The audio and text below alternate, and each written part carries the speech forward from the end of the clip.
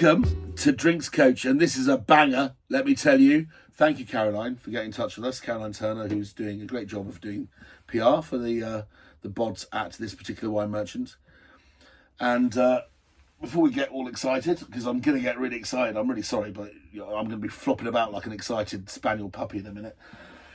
The Drinks Coach UK, that's what you're watching. Hit the bell, hit subscribe, get the information that when the next shows go out and are published. Hopefully I'm offering you some fantastically up-to-date advice and at the same time making you giggle a little bit, hopefully, with some hugely entertaining anecdotes, if I say so myself. And really, if you want to follow me in real life, you can look on Instagram or Twitter, and I'm Vinesack, all lowercase. But anything to do with the show, anything around the show, I've got a Facebook page, we've got this show, we've got a page on Insta. It's Drinks Coach UK, all lowercase, Drinks Coach UK. Right. That's the weird shit out of the way. Leon Sanderman. Yeah, Leon Sanderman, one of the great originators, one of the great characterful wine merchants of London and indeed of the country. Multiple award-winning, constantly award-winning. I think, again, they won some awards. But we have the wonderful Charles Lee, a gent and a most fantastic palate. And it'd be awful calling David a sidekick, but also his master at arms, David Porter, who I went to Bordeaux with once, and we had the most wonderful week.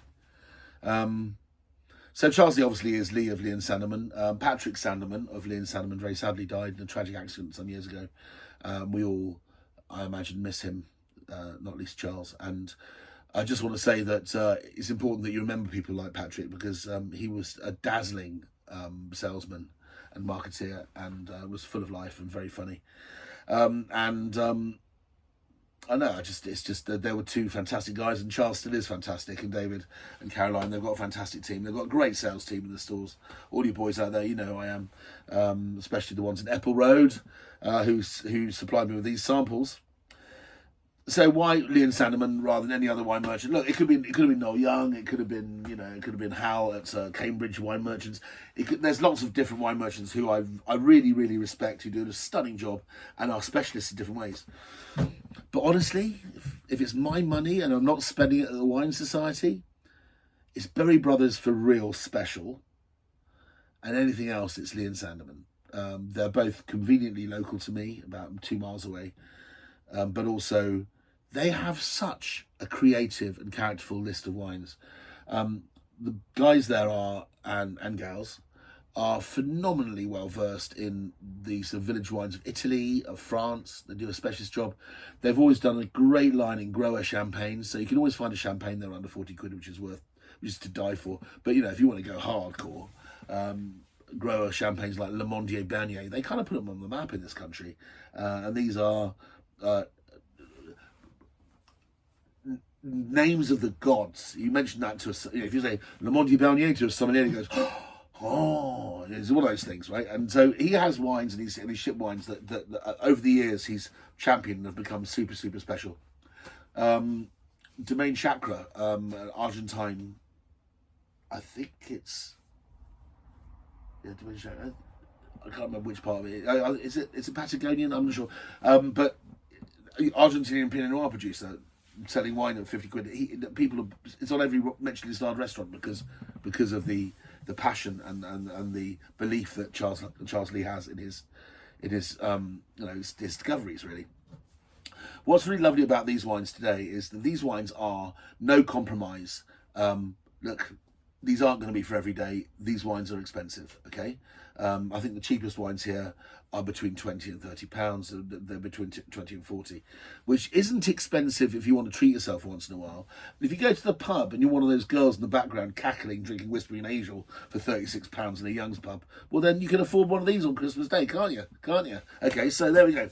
We have a bottle of champagne here, and this champagne's quite exciting because I know the rosé, never tried the Brut, and I'm trying this unseen. Then we have Domaine Delaporte Sancerre from Chavignol, the Bethlehem of Loire Sauvignon Blanc, and good cheese as well. And Domaine Delaporte, I think Charles told me it was his first agency when he started up as a business. So I don't know. I don't want to insult him, but but they've been saying this for 30 years or something, and if you want to know how good Sancerre can get, there's a handful of names, and Delaporte's in the hat. Okay, so we're going to try that momentarily. Also, he's been obviously or put feelers out and done his bit looking for exciting new startups in my favourite country, as you know, South Africa. So I've got a South African red and a South African white here, both of which I know by reputation are outstanding wines, but they're the kind of people that only make a few bottles. There's only 2,000 bottles of this white wine produced, so they wouldn't put it into a wine competition where we're tasting 1,500 wines. There's also a red wine down here called Damascene, which I will rave about in a minute. But what's lovely about this is these aren't wines that I get to see. Even though I'm a wine expert and I judge wine competitions in South Africa, I do not get to see wines like this.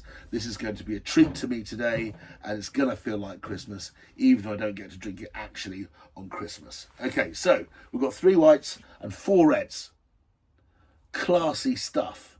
We've got a claret, we've got an Italian Tuscan bean machine, we've got Burgundy, and I know I've been keep on going on about how Burgundy is completely impossible for its price these days. Well, if I'm going to buy a bottle of Burgundy, then I'm going to trust Charles to pick it for me.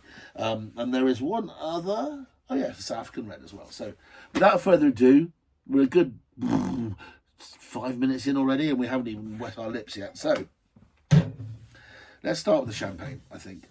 This is from MG Heucq. Heucq, H-E-U-C-Q.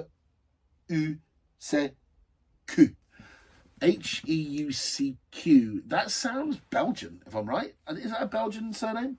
The Belgians have this knack of getting into really interesting wines, especially in France. And this wine's called Champagne Fossile, as in fossil. I'm sure there's a connection there. All the stuff grown on chalk and stuff like that, it's made from fossils, right? So I'm sorry if I haven't given you some kind of deeply rooted, deep dive speech into the geological tectonic plates beneath this particular vineyard. All you need to know is it's from Fleury-la-Rivière, which is a place actually where there's some very, very fine wines produced. A lot of people are very eco-sustainable there. There's a lot of biodynamism going on. But there are some Grand Cru sites around that site. This wine is made 50% from Pinot Meunier. If you'd watched the last show, you'll know that we did H. Blin's champagne from Adams, which I just cooed about, and I think it's a fantastic wine. And at £26, it's probably pound for pound as good as it's going to get. And here we are with a wine from Lee & Sandeman, and they sell champagnes that are in the hundreds of pounds.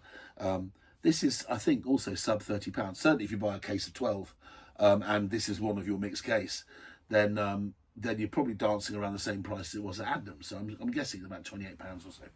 But let's call it 30 quid to be realistic and safe. It gives me all sorts of wonderful information on the back.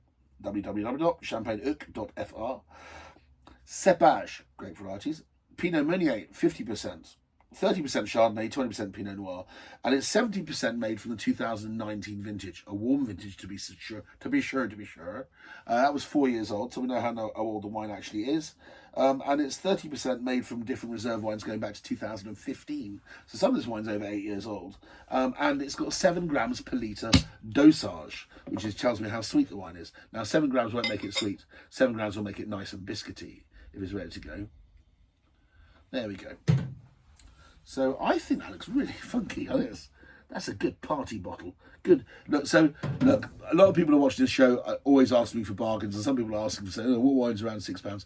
Look, we just don't do those anymore. It's embarrassing for everyone. The winemakers don't make any money. The people in my trade don't make any money, and you end up with a wine which is just merely average. If there is something really special, trust you'll hear about it.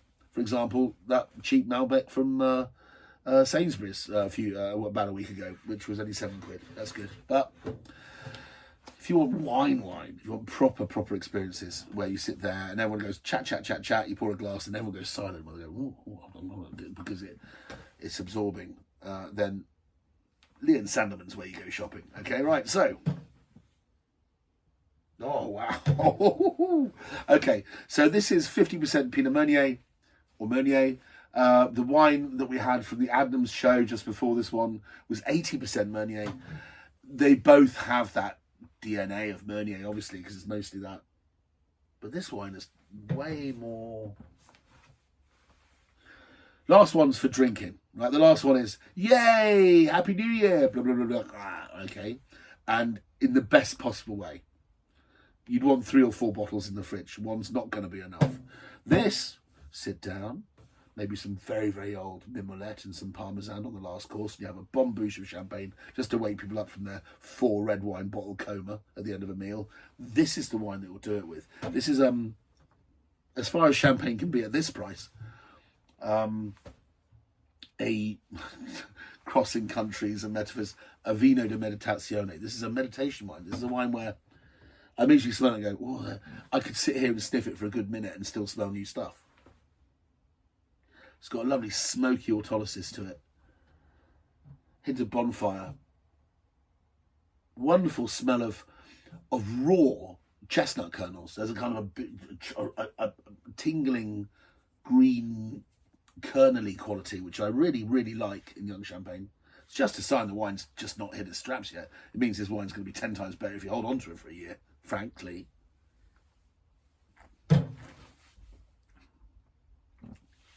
So much going on. Wow. Okay. I reckon this is £30 is probably baseline for the Sandman for their champagne lineup. I don't know how big or small this producer is, but I've never come across it before other than the rosé, which I tried from the same shop. It has good texture. This is a winter champagne. It's not light and frivolous. It's not ephemeral. You get your teeth into this. It's chewy. If somebody gave me a nice like a gougere with melted cheese inside, or maybe a tartlet with some smoked Arbor Smokies in and cream, something like that, something wintry and flavourful, boom, that would be fantastic. Okay, so I've only showed 2 champagnes so far this Christmas, and they've both been absolutely fantastic, neither of which have been over £30. I know there's going to be another one fairly soon, and that's not over £30 either. So, is champagne expensive or isn't it? Well, looks like they learned their lesson, and they're competing face to face with the wonderful wines we're now producing in this country. So, there we are. Fossile champagne. Let's call it 30 quid for now. It might be slightly less. Okay, next one up. This is Domaine Delaporte Sancerre Chavignol. Chavignol, like I said, is the kind of the spiritual home of Sancerre. It's an amphitheatre of beautiful vineyards, extraordinary, laced with chalk and limestone as well, chalk.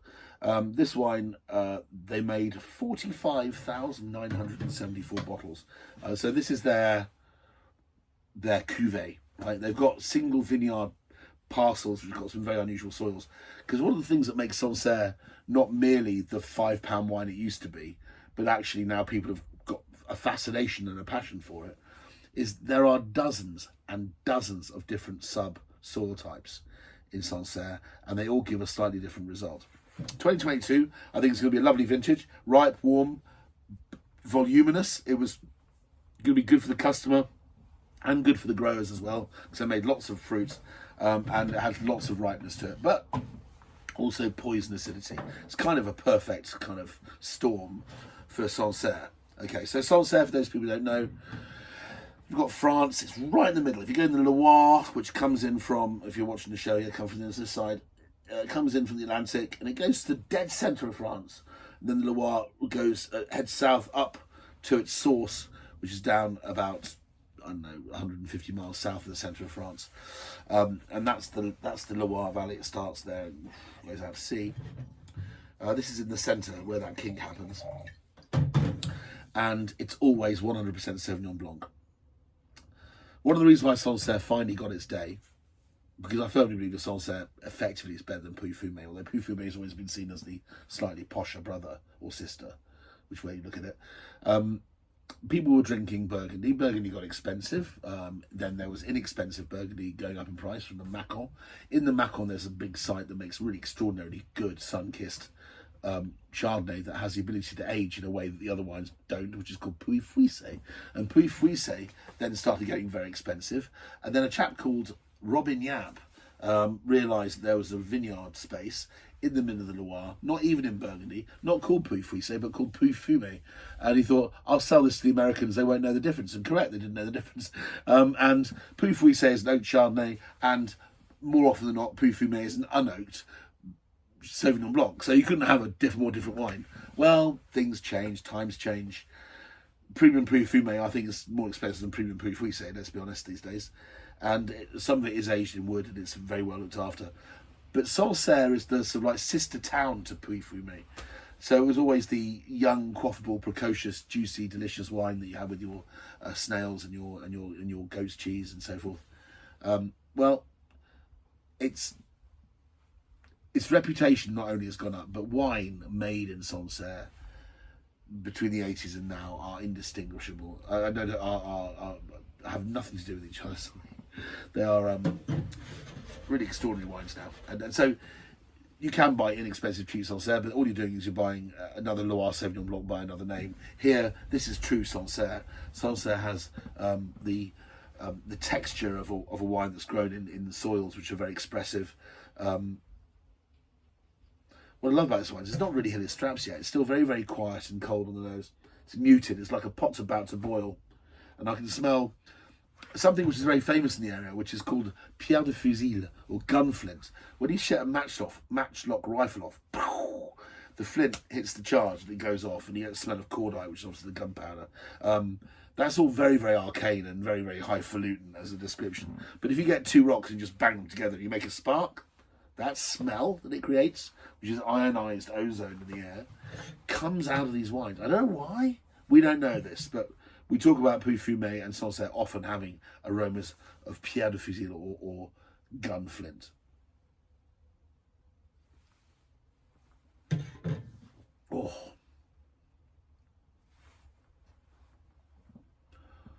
I haven't had a Sancerre like this for a very, very long time. Wow. It's equal measure liquid stone and sleek ripe fruit. I mean ripe fruit, like Charentais, like the first small melon of the season. When you cut it open, the whole market stinks because of that one melon being open. Just aromatic, delicious. There's also a faint whiff of raspberry about it in this wine, which I only think only happens in very warm years.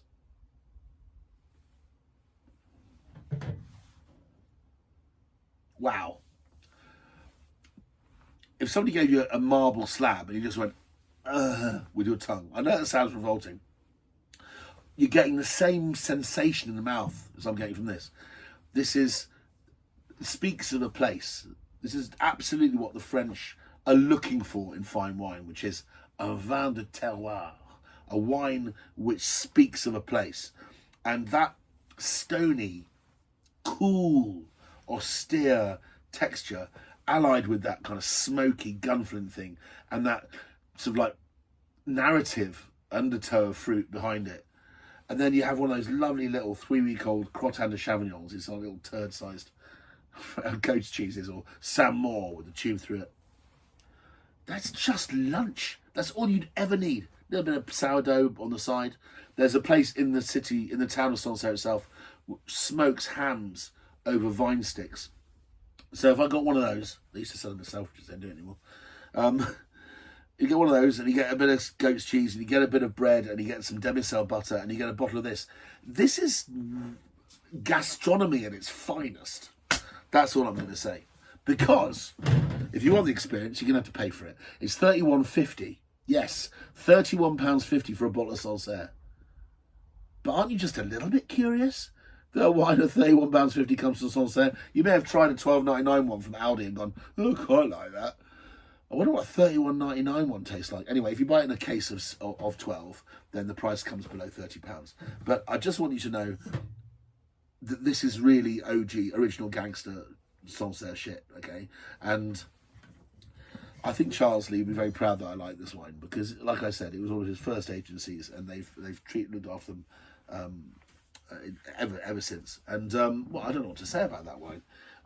It's just a wine that's needs a different brain in to the others. You don't sit there and just enjoy it. You have to then go, right, it almost feels like I need to get a pen and paper out and start writing things about that wine. Extraordinary wine. You don't expect Sancerre to hang around much either. Average workaday Sancerre, nice and fresh, nice and fruity. A few seconds later, gone. This wine is amping up in the mouth. It's getting more and more. It's almost like I'm holding a time bomb. Like it's got so much minerality and so much intensity. It's almost like something's going to happen. Do you remember those little things that you used to lick and put on the ground? I don't know if you ever remember Zebedee from children's cartoons from the kids, but it was this thing that you'd lick it and it had a spring inside, and you had to wait. Everyone with the excitement was waiting for it to pop and jump into the air. There's a sense of portent when you drink this wine that will only be quelled by some creamy cheese or something. It's energized. It's wonderful. There we go. That's all I'm going to say about it. Caroline, if you want a tasting note out of that, you're going to have to work very hard. But anything. Okay, so this is Tim Hillock. He only made 2,000 bottles of this. That's this much. Okay. What's really exciting about this is, you know that I talk about Chenin Blanc quite a lot. I did 2 whole shows about it, but when I first started this show, because during lockdown, people in South Africa weren't allowed to sell wine by law in South Africa. So the only way they could make any money was to export it. So it was kind of a plea. And I did a lot of South African shows, but they often naturally steered towards Chenin Blanc, which is this most thrilling, exciting new way of a reinvention of a great variety, which I kind of liked and didn't like from the Loire, and sometimes it's wonderful and sometimes it's a bit meh. But it really is driving the fine wine market and the white wine market of South Africa. And now it costs you £70 for a village Mikulski Merso, for example. You can buy one of these wines for, he says, looking it up. I did write these things down so that I wouldn't make any mistakes. This is £26. Okay, so it's still £26, right? What does £26 Chenin Blanc taste like? Most importantly, if you watched the last show about Adnams, there was this wonderful sort of under-the-radar wine made by De Morganson in Stellenbosch, who are very famous for making great Stellenbosch Chenin Blanc, but they're elegant and they're lifted. And they made that wonderful wine for Adams for £14. This is different stuff. This is 2021. This wine would have had to have been a bit older because it's been in expensive wood barrels. Not new necessarily, but no, it's been conditioned for a while before it's ready to sell. 2021 is one of my absolute favourite vintages for white wine in recent times in South Africa. But also very small amounts made. 13% alcohol, which is not giant, right? But I always know with these wines that when you drink them, they feel like they're 16%, but only because of the sheer Jedi power that the wines have got. But what I haven't done for a long time, because I don't get to see these wines, they don't get entered into the competitions that I judge because they're small amounts, is I don't get a chance to see the wines from the Swartland. The Swartland is a bit of land. If you go away from the centre of what were traditional South African winelands, well, say actually that's not the way to describe it, because Swartland's been growing grapes for many, many, many years too. There's some very old vines there, but the interest initially centred around Stellenbosch, the city, where there's a fantastic winemaking university there, and there are some incredible vineyards around there. And so Stellenbosch has always been seen as kind of like the centre of operations. But then you go about 40 minutes up the road, you're in Paarl, an area which is a little warmer. It splits off to other places like Worcester and Bredekloof.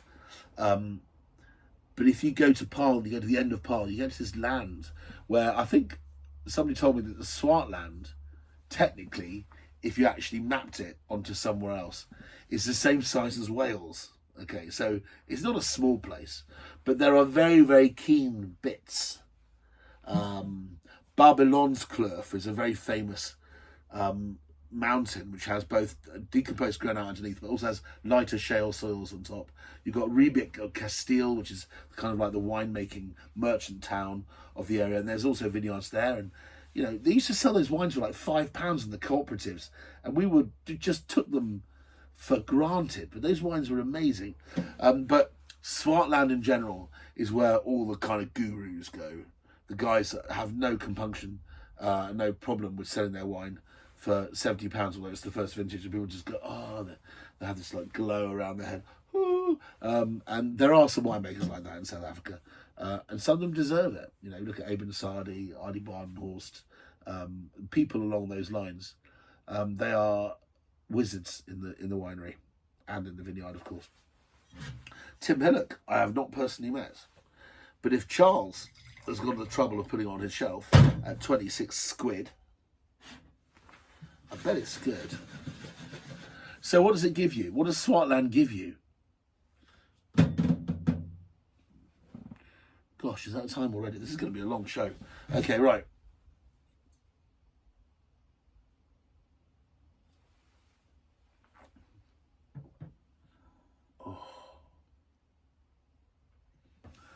The famous Jancis Robinson OBE Master of Wine loves this wine, apparently. Somebody told me. Wow!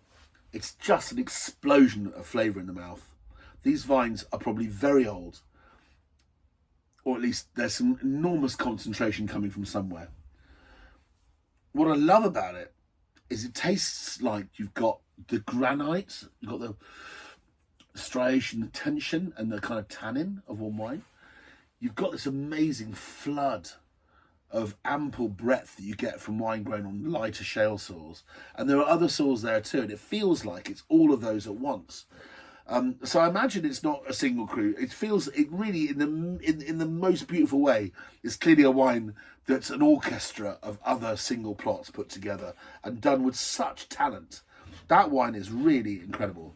26 quid. What does that compare to? What's this? Right, you can either buy a bottle of champagne or you can buy a wine that absolutely will make all of your relations shut up during the Christmas lunch. That's worth 26 quid, right? Okay. Roast turkey all day long, frankly. I would have that with roast belly pork, actually crispy.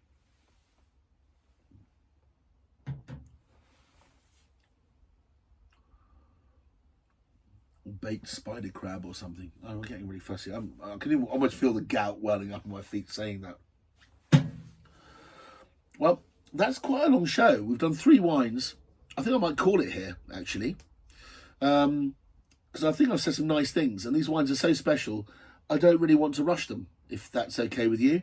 So, Mr. Heucq, Fossile champagne, amazing winter champagne, amazing savoury flavours, absolute classic. Then, I think I gave a little kind of potted history of Sancerre and why it's special. Well, there's Delaporte, Chavignol, Sancerre, absolutely fantastic. Do buy it.